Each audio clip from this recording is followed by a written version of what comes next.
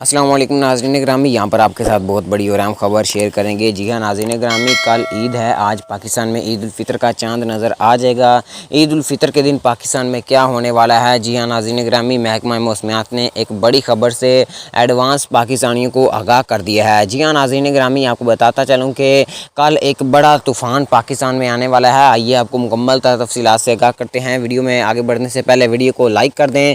مزید اپڈیٹ دیکھنے اور سننے کے لیے چینل کو سبسکرائب کر دیں۔ جی ہاں خواتین و حضرات، پیارے ناظرین گرامی، آپ کو بتاتا چلوں کہ پاکستان میں صبح عید الفطر کے پہلے دن بہت بڑا طوفان پاکستان میں آئے گا اور عید الفطر کے دوسرے دن تیز اور طوفانی بارش آنے کا بھی خطرہ ظاہر کیا جا رہا ہے۔ جی ہاں ناظرین گرامی، پاکستانیوں کا یہ کہنا ہے کہ اگر بارش آتی ہے تو موسم کافی حد تک ٹھنڈا ہو جائے گا۔ جی ہاں ناظرین گرامی، جس سے عید الفطر کا لطف اور مزہ مزید بھی بڑھ جائے گا۔ ناظرین گرامی، آپ کو بتاتا چلوں کہ کل طوفان آئے گا اور پرسوں عید کے 2 دن اگلے بارش آنے کا امکان ہے۔